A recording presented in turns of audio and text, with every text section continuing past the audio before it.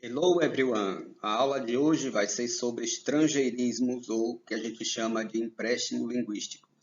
Para começar, vocês já estão vendo aqui na foto o Cristo Redentor, a Estátua da Liberdade, Statue of Liberty, uma foto minha que eu coloquei lá na Disney, as palavras aí pendrive, check-in, fashion e play, que são palavras que a gente já está acostumado a ver e que possivelmente a gente já usa no nosso cotidiano, né?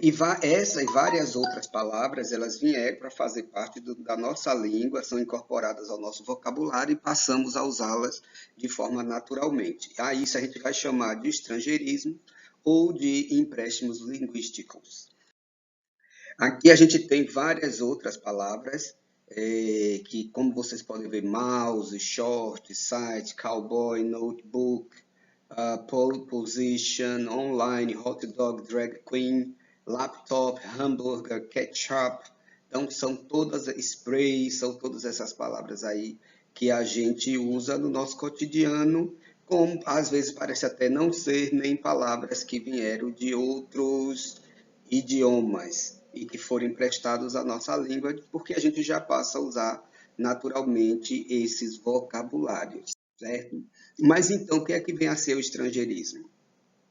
É o emprego de expressões, de palavras, construções que são de outros idiomas que a gente tomou de empréstimo para usar aqui na nossa língua, né? Na nossa língua portuguesa, adequada aqui à nossa língua. E são esses vocábulos que vieram de outras línguas, que eles foram incorporados por meio de um processo natural de assimilação, né? Que é o que a gente vai chamar assimilação. Quando a gente assimila vocabulários, a gente de alguma forma assimila de alguma maneira também parte da cultura desses outros países. Ou seja, porque elas estão postas na nossa sociedade por uma influência maior, hegemonia econômica, hegemonia de processos, né, de mercados, ou mesmo de dada importância de uma língua, por exemplo, que é o caso da língua inglesa. Hoje em dia, também o mandarim, que já vem se configurando também, dada a importância da China. Então, outras palavras, outros idiomas, com o tempo,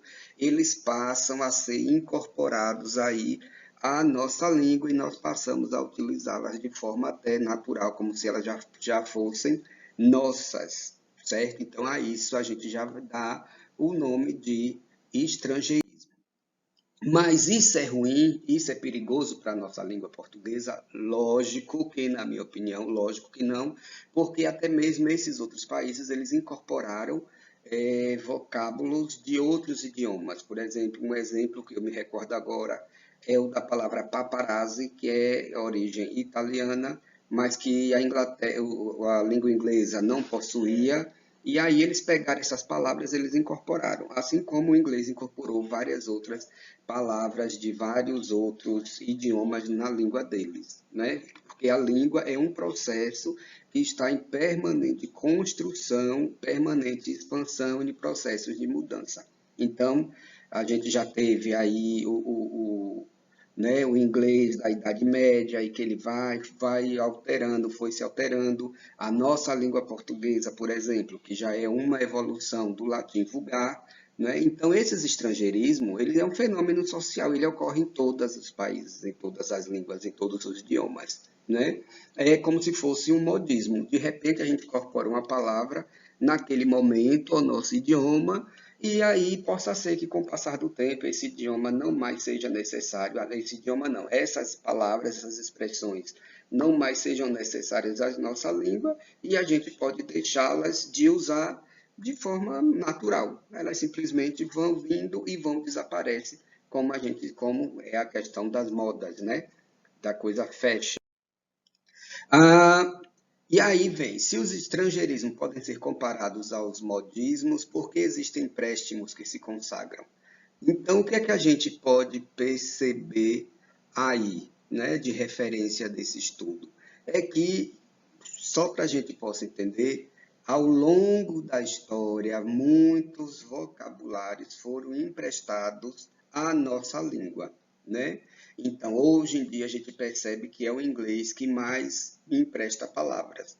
Mas a partir do século, lá, se a gente for voltar e a gente for olhar a forma de estudo lá no século XIX, não era o inglês que permanecia de forma hegemônica no programa de ensino, mas era o latim, que as pessoas tinham que estudar com a carga horária muito maior e uma dificuldade muito maior, dada a importância do latim, né, desde a época aí do Renascimento, né, da questão da religiosidade, que incorporaram o latim como língua do conhecimento cultural, né, de uma elite social. A partir desse momento aí, passa depois, vem o francês com força total, é tanto que o nosso modelo de ensino herdado do século XIX é o modelo francês, dos liceus, né? Então, o francês tem essa língua, é uma língua que passou a ser importante, porque era a língua da ciência, a língua da intelectualidade, e eles passam, e aí a gente foi assimilando. Então, a carga horária do francês era muito maior no programa de ensino e do latim, né, quer dizer, que servia de exercício intelectual, do que a língua inglesa. Quando, com o passar do tempo, a partir já da segunda metade do século XIX, e aí já vem o século XX, os Estados Unidos realmente despontam, já como potência, porque também já vinha a língua inglesa da Inglaterra também, né, que a Inglaterra foi que ajudou o Brasil no processo de independência do país, e essas línguas se consolidam como línguas importantes, seja para o comércio, seja para a comunicação mundial e global. E aí a gente passa a incorporar com mais força as palavras que derivadas da língua inglesa, mas o francês não deixou, entanto que a gente utiliza também vocábulos do francês, mas às vezes a gente nem percebe que a gente está usando esses empréstimos aí de vocábulos de outros idiomas, né? Então, isso não é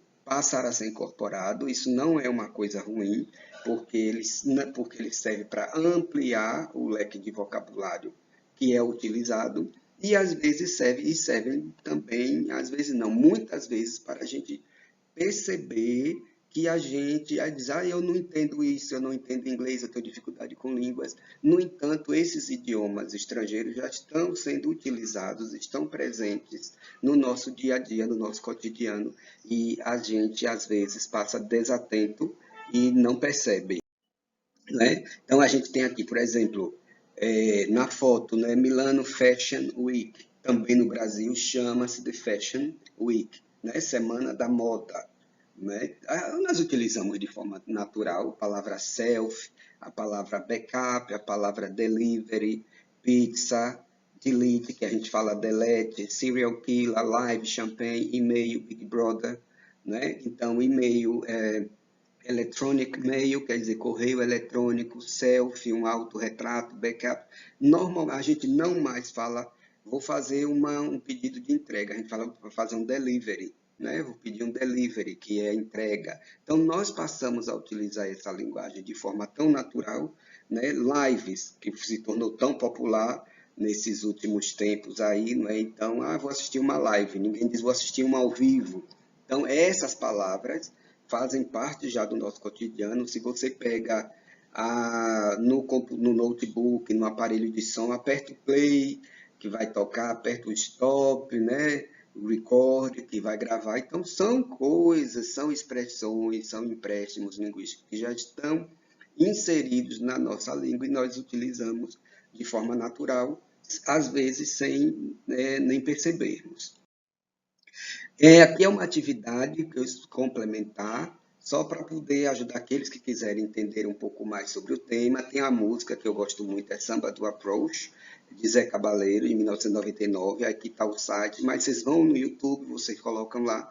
E eu peço a vocês que vocês observem as expressões estrangeiras que são utilizadas por ele para completar o sentido das frases, já no final das frases, que aí ele muda, aí no fim sempre tem uma expressão estrangeira que ele utiliza.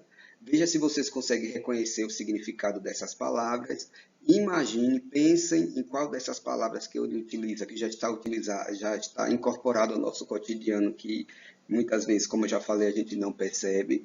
E uma outra situação seria na própria cidade que você mora, você observar nas lojas, nos shoppings, no nome de comércio, nomes de prédios também, né? que eles colocam muitos nomes estrangeiros nesses prédios, nome de lojas, e aí eu gostaria que você imaginasse, que você passasse a perceber que essas línguas ou esses vocabulários estão muito mais presentes no nosso dia a dia do que nós imaginamos, tá certo? Então, é bom parar, dar uma olhadinha por um outro ângulo para a gente poder entender melhor esses empréstimos. Aqui são as fontes, tá aqui para você poder saber mais de onde foi retirado algumas dessas informações e bom estudo para vocês. Até breve.